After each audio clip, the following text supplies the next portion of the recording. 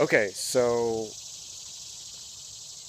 I'm going to start off with the questions that we should have, in my opinion, about the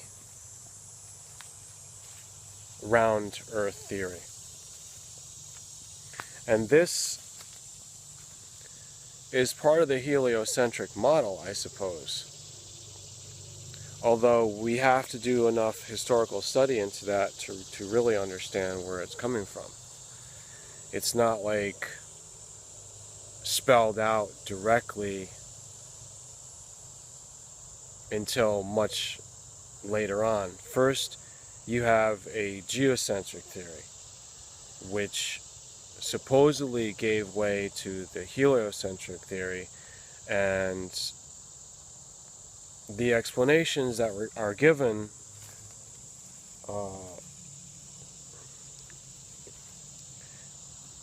involve Christopher Columbus.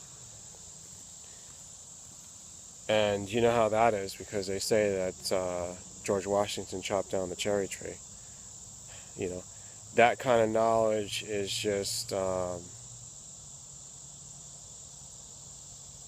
it's a dumb answer just to shut up people. And what they're trying to pass off as the proof that they relied upon with Christopher Columbus, it's his explorations of the so-called New World, new in terms of the Europeans only. The Europeans of that time had been stuck on their continent, and they wanted to expand, they wanted to take over other areas. Were they just covering up the fact that other Europeans several hundred years prior to them had traveled, like Leif Erikson and Eric the Red, Scandinavians, Norsemen, like related to Vikings, or some of them actually were Vikings? Are they denying that? Are they denying that around that time or previous to it, you have legends of, and these are legends, yeah, literature, but it could have some basis in factual history. The Knights of the Round Table and King Arthur, where did they all go if they were living in what is now the British Isles? Where did they go? I have found out some pretty serious information that they traveled over to the so-called New World. So, in the time of Christopher Columbus, it's so erroneous to call that the New World, but that's what they were calling it. And supposedly, if he goes to the New World, which is pretty much, I think it's still true on the flat Earth, is going west, but east-west is actually a circular motion, and that's hard to explain unless you're looking at it visually. So by word of mouth, I can't really explain it too easily to you. But if he went to the west, it was purported that it would be relieving everybody of their fear of the edge of the world. So that if you could go beyond the edge of the world and find out that there was more land there, that would awaken everybody to the truth. And it was furthermore the idea of a round Earth, because when he was sailing to the west, you could see that the ship was descending out of sight, because if you're looking over a curved surface, which is in every direction the curve of the Earth, if you're looking, you will see something descending down over that curve. So this is a spatial experience. This is a experience that you have to do in the world with your eyes. It's relying on visuals, and it's relying only on the organ of sight. Only. Now, this is going by a huge assumption that light travels in a straight line. and that it doesn't travel on a curve, because we know our eyes have a curved lens. We know that cameras have a curved lens. So I actually can't find any absolute proof by using purely visual evidence. That to me doesn't prove it. However, the people of the spherical Earth, heliocentric model are saying that visuals prove something, even with their instrumentation, which is based upon the human eye.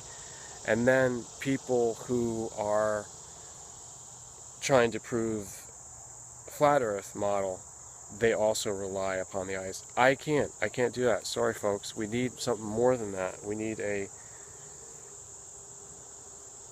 so, you know, I'm not going to propose it right out of the bag right now. The cat is not out of the bag. But I'm telling you that there's a lot of holes in your theory from either camp.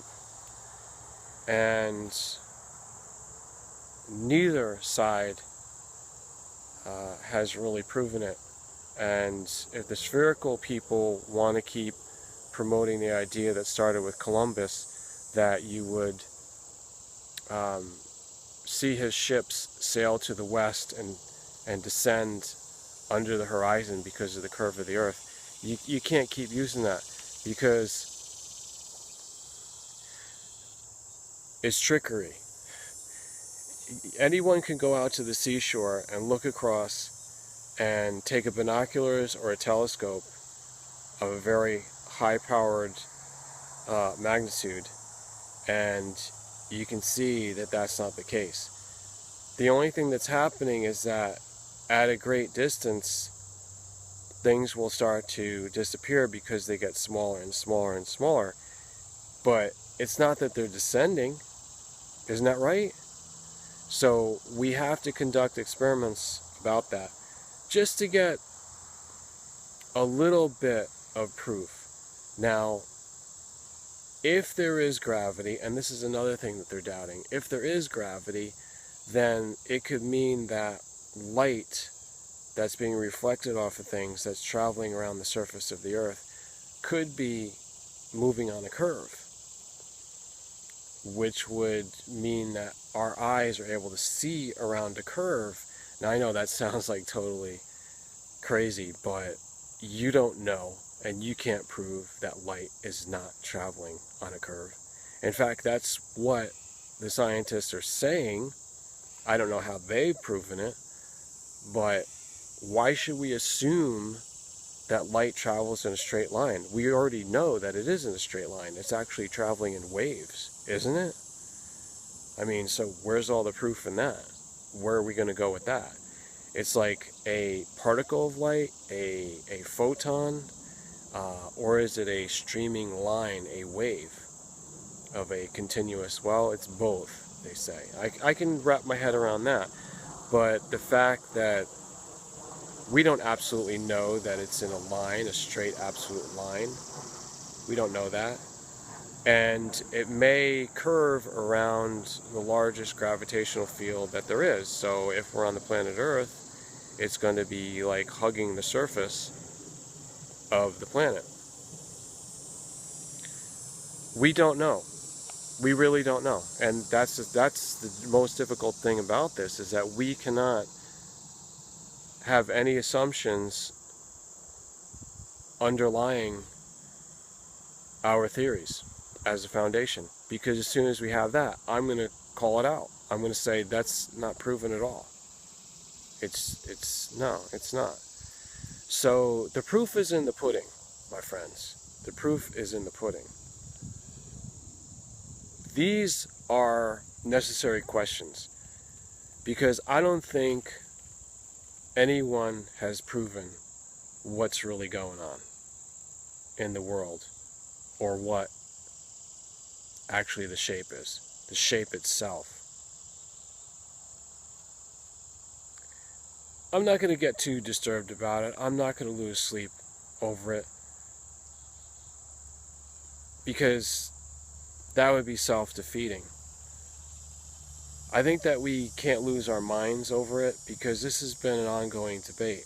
And I think it's just continuing to rage a little bit more.